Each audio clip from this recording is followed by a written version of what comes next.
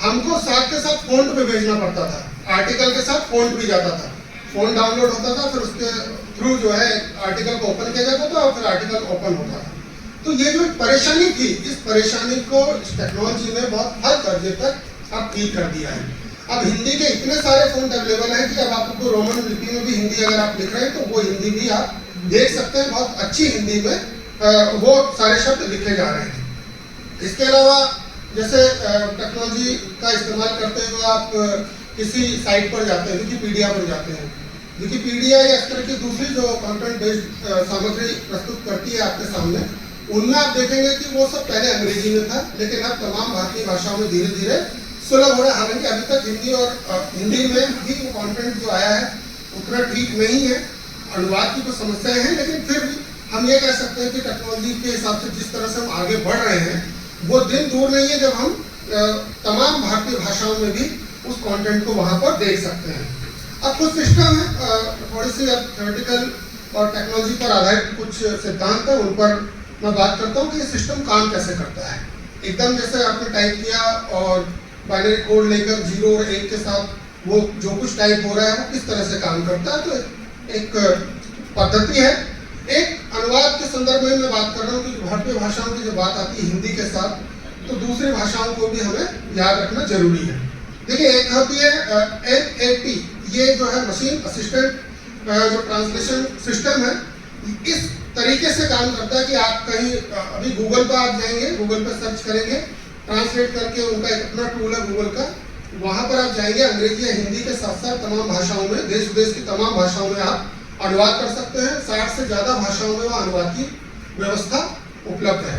और आपको ट्रांसलेट करने के लिए कहीं जाने की जरूरत नहीं, गूगल पे सर्च करिए, ट्रांसलेट लिखिए, और कुछ तय शब्दों के साथ लिमिटेड वर्जन में, और अगर आपके पास लैपटॉप अच्छा है, कंप्यूटर ठीक है आपका, तो आप एक ज़्यादा से ज़्यादा वर्ड के साथ भी ट्रांसलेट कर सकते हैं। इसके अलावा एक है ऑटोमेटिक स्पीच रिकॉग्निशन, ये जो है काम करता है ASR पर। इसका मतलब ये है कि आप जो कुछ बोलेंगे वो टाइप होता चला जाएगा। जैसे व्हाट्सएप वगैरह ने सुविधा दी है, अभी आपके पास ऑडियो मैसेज आते होंगे बहुत सारे कि कोई किसी ने वॉइस चैट आपको भेज दी है, तो आप जाकर वॉइस चैट को अगर पिन करेंगे और इंफॉर्मेशन 3 डॉट पर क्लिक करेंगे, तो वहाँ पर ट्रांसक्रिप्शन का एक आइकन बना हुआ आएगा, उसको ट्रांसक्राइब करेंगे तो आपको जो कुछ वॉइस चैट में आया है वो लिखित रूप में आपको मिल जाएगा। ये व्हाट्सएप ने बिल्कुल लेटेस्ट जो डेवलपमेंट है वो दिया है, किसी भी वॉइस चैट को सुनने की जरूरत नहीं है, उसको अब आप पढ़ भी सकते हैं। इसके अलावा एक सिस्टम है TTS, यानी कि टेक्स्ट टू स्पीच सिस्टम, कि जो कुछ आप लिख रहे हैं उसको आपका जो मॉडेम है, चाहे वो लैपटॉप हो, कंप्यूटर हो, मोबाइल हो, वो आपको पढ़कर सुनाएगा। यानी कि आपने टाइप कर दिया, प्रेमचंद की कोई कहानी है, मैंने वो खोल ली, जानकी पुल का पेज ओपन कर लिया, वहाँ कोई वैचारिक कोई जो है लेख मुझे मिल गया, और मेरे पास समय नहीं है कि मैं उसे पढ़ पाऊँ, काम कर रहा हूँ घर का, तो ऐसे में क्या है कि मैं इसको TTS के थ्रू सुन सकता हूँ। वो जो मशीन है वो आपको पढ़कर सुनाएगी लाइन बाई लाइन कि इसमें ये लिखा हुआ है। अब आप काम करिए अपना, और काम करते वक्त वो सुन भी लीजिए। अब आपको समय विशेष देकर पढ़ने, मतलब बैठ कर पढ़ने की आवश्यकता नहीं है, लेकिन मैंने एग्जाम्पल जानकी पुल का दिया है, तो आपको उसके लिए अलग से समय निकालकर पढ़ना पड़ेगा, क्योंकि वैचारिक बहस वाले बहुत सारे आर्टिकल जानकी पुल पर आते हैं, तो कहानियां नहीं है वहाँ पर।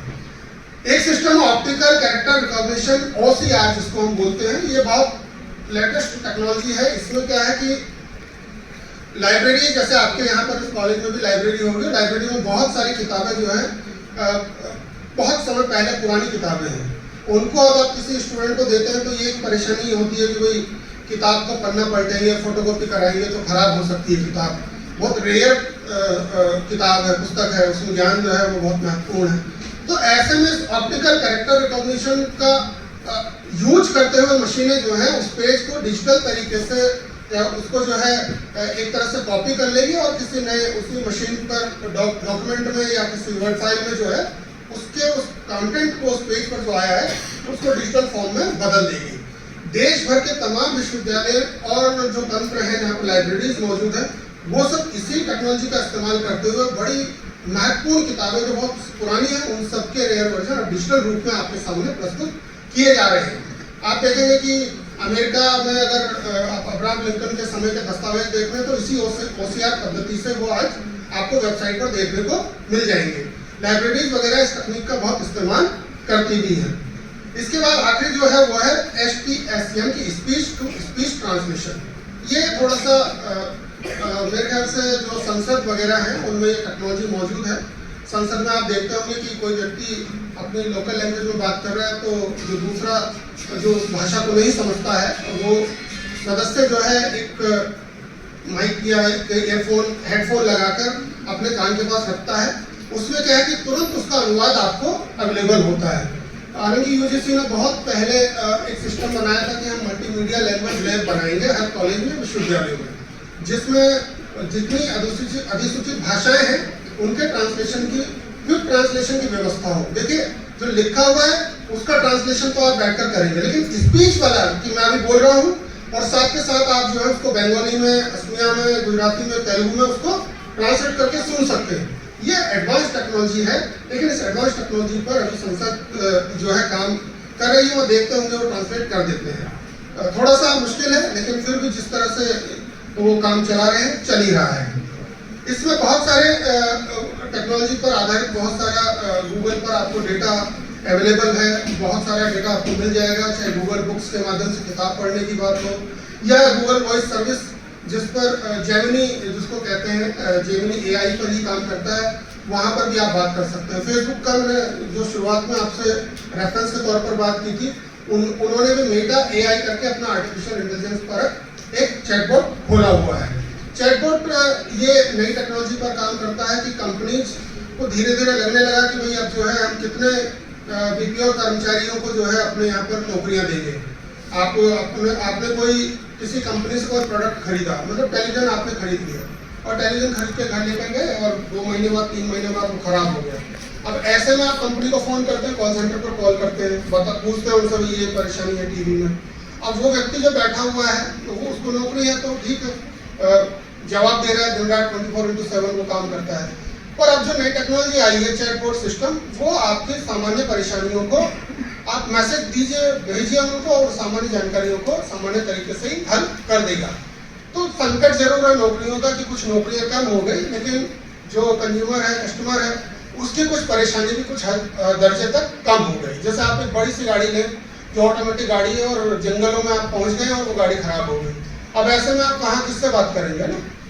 तो इस तरह की परेशानियां मौजूद है, लेकिन फिर भी बहुत सारी जो चीज़ें हैं, टेक्नोलॉजी जो है अब धीरे धीरे सही निरंतर तेजी से आगे बढ़ते हुए काम कर रही है। अब तो ऑडिबल सिस्टम भी है, पॉडकास्ट सुनते ही होंगे, आप देखते होंगे। पॉडकास्ट वैसे तो ऑडिबल थे, मतलब जो हम ऑडियो सुन सकते थे, लेकिन धीरे धीरे लगने लगा उन लोगों को भी कि अब हमें दुनिया के सामने आ जाना चाहिए। RJ नावेद या रेडियो मिर्ची पर जो RJ नितिन थे, उन लोगों को लगने लगा कि हमारी आवाज़ के तो बहुत दीवाने हैं लोग, लेकिन हम अब इस तकनीक का इस्तेमाल करते हुए दुनिया के सामने आते हैं, तो अब उनकी उस लोकप्रियता में भी इजाफा हुआ और जो चैनल जिस पर वो काम कर रहे हैं उनको भी इसका फायदा मिला। यूट्यूब तो बहुत सारे जो सरल तकनीक पर काम करता है, आप देखते हैं। भाषा में ही प्रावधान देते हुए एक और चीज़ है, आप जब घूमने जाते हैं अपने फ़ोन में गूगल मैप जो है इनबिल्ट आता है, आप सबके फ़ोन में होता ही है, तो ऐसे में आप गूगल मैप पर भी अपना एक अकाउंट बना सकते हैं और जहाँ आप घूमने जाए वहाँ की कुछ तस्वीरें, कुछ वीडियो अगर आप वहाँ डाल देते हैं, और हिंदी में भी अवेलेबल है, ऐसा नहीं है कि केवल उसको अंग्रेजी में ही आप लिख सकते हैं, हिंदी में भी अवेलेबल है। हिंदी के अलावा जो दूसरी भाषाएं 22, उनमें भी आपको गूगल मैप पर जानकारी उस स्टेट में जाएंगे तो मिल जाएगी। ऐसे में वहाँ अकाउंट बनाकर आप अपनी सामान्य जानकारियाँ देते हैं।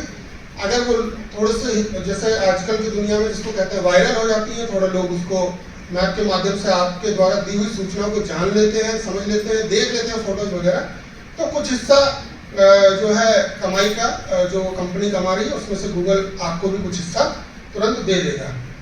अब जो टाइप आप करते हैं हिंदी में, जिसको हम रोमन लिपि में या अंग्रेजी से हिंदी में टाइप करना बोलते हैं रोमन में, इसमें माइक्रोसॉफ्ट का है इंडिक लैंग्वेज इनपुट टूल है, एक यूनिकोड फॉन्ट पर काम करता है कि आप अंग्रेजी शब्दों का इस्तेमाल करते हुए टाइप करें और वो आपको तुरंत ट्रांसलेट करके हिंदी में दे देगा। स्विफ्ट की इन स्क्रिप्ट 12 टेक्नोलॉजी जो है, ये सब टेक्निकली आपके लैंग्वेज को सपोर्ट करने वाले भाषाएं कुंजियाँ हैं कि आप किसी भी भाषा में आप ट्रांसलेट कर रहे हैं और जरूरी हो भाषा आपको आती है, आप वहाँ लिख दीजिए, टाइप करिए और तुरंत जो है वर्चुअल कीबोर्ड जो है वो आपको तुरंत ट्रांसलेट करके आपके सामने उन चीज़ों को ले आएगा। अब जो विदेशी लोग घूमने जाते हैं, विदेश से छोड़ देते हैं, भारत के संदर्भ में बात करते हैं। आप भारत में उन इलाकों में जाते हैं जहाँ हिंदी कम बोली समझी सुनी जाती है। दक्षिण भारत हो गया, नॉर्थ ईस्ट हो गया, इसका ये मतलब नहीं कि वहाँ हिंदी नहीं है, हिंदी वहाँ पर भी। और जैसे कोई परेशानी है, कोई लोक की बोली का शब्द आ गया या कोई दैनिक व्यवहार की कोई बातचीत आ गई, तो अब आप अपने फ़ोन में जो है ट्रांसलेशन टूल को लेकर जो है डाउनलोड करके वहाँ पर उन चीज़ों को तुरंत साथ के साथ ही समझ सकते हैं, सुन सकते हैं कि ये क्या कह रहा है। एक ऐसा ही सॉफ्टवेयर है ड्यूलिंगो करके। ड्यूलिंगो जो है अंग्रेजी से हिंदी सिखाता है आपको। मतलब आप अगर आपको अंग्रेजी सीखनी है तो उससे बेहतर एप्लीकेशन नहीं है। आप डाउनलोड करिए, तुरंत छोटे छोटे शब्दों के साथ जो है बातचीत करते हुए चलेंगे तो आपको बहुत आसानी से वो ट्रांसलेट करके चीज़ों को बता देगा। दो तीन चीज़ें और फिर मैं अपनी बात खत्म करता हूँ। एक आया है प्रेजेंटेशन ट्रांसलेटर, कि जो आप पीपीटी बनाते हैं, आप सब जो अध्यापक साथी हैं वो सबको बनाते हैं, पीपीटी आपने प्रेजेंट किया, उसका ट्रांसलेशन अवेलेबल नहीं होता है। जैसे पीडीएफ है तो उसका ट्रांसलेशन करना थोड़ा मुश्किल होता है। लेकिन अब प्रेजेंटेशन ट्रांसलेटर जो आया है पीपीटी का अनुवाद करने में सक्षम है। और ये इसलिए बनाया गया कि जो बधिर लोग हैं, पीपीटी जैसी बातें भी देख सकते हैं, तो उसको बधिर लोग जो है देख सकते हैं। और इसी तरह से एक आया है स्क्रीन रीडर करके, माइक्रोसॉफ्ट ने नरेटर नाम से टूल अभी लॉन्च किया है। वो टूल का काम है कि वो स्क्रीन रीडिंग का काम करता है, कि जो दृष्टिबाधित लोग हैं, दिव्यांग कैटेगरी में नेत्र प्रॉब्लम है, वो स्क्रीन रीडर का इस्तेमाल करते हुए स्क्रीन पर जो कुछ भी आ रहा है उसको आपके सामने रख सकते हैं। बस अंत में ये जरूर कि हमारा देश सीडेक के माध्यम से जो पुणे में स्थापित है, centre of development and advance computing, उसके माध्यम से न केवल नए नए विंडोज सॉफ्टवेयर आपके सामने प्रस्तुत कर रहा है, बल्कि देश भर में जो टेक्नोलॉजी है, चाहे चलभास के माध्यम से हो, मोबाइल के माध्यम से हो या कंप्यूटर के माध्यम से, उनमें नए नए प्रयोग करते हुए कोशिश कर रहा है कि हम भाषाओं से संबंधित जो अवरोध है डिजिटल फॉर्मेट पर, उसमें किसी तरह की कोई परेशानी ना आए।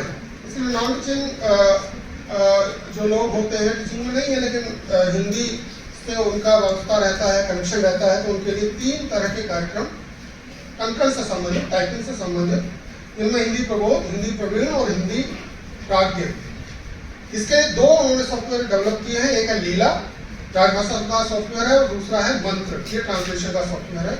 लीला का फुल फॉर्म है learning Indian languages through artificial intelligence, और मंत्र का फुल फॉर्म है मशीन असिस्टेड ट्रांसलेशन टूल। ये इसलिए मैंने ये जानकारी दी है कि टेक्नोलॉजी केवल अंग्रेजी बेस्ड नहीं है। हम ये दिमाग से निकाल दें कि टेक्नोलॉजी केवल और केवल अंग्रेजी में ही सारी जानकारी आपको उपलब्ध कराती है। हिंदी में भी आप अब सारी जानकारियाँ ले सकते हैं। बहुत सारे हिंदी के साहित्यकार, हिंदी के विद्वान से लेकर जो मीडिया में काम कर रहे हैं हमारे साथी, वो सब भी अब हिंदी की ताकत को पहचान कर हिंदी की दुनिया पे आ चुके हैं, और हिंदी में अपनी बात रखने पर अब उनको कोई बुरा भी महसूस नहीं होता है, क्योंकि उनको पता है कि विस्तृत व्यापक बड़ा बाजार उनके सामने मौजूद है। और मैं यहाँ अपनी बात खत्म करूँगा। जैसी रानी वैसी वाणी वाली बात है कि जो दौर है उस दौर में किस तरह से अपनी बात को रख सकते हैं। एक बार फिर से बहुत बहुत आभार कॉलेज को।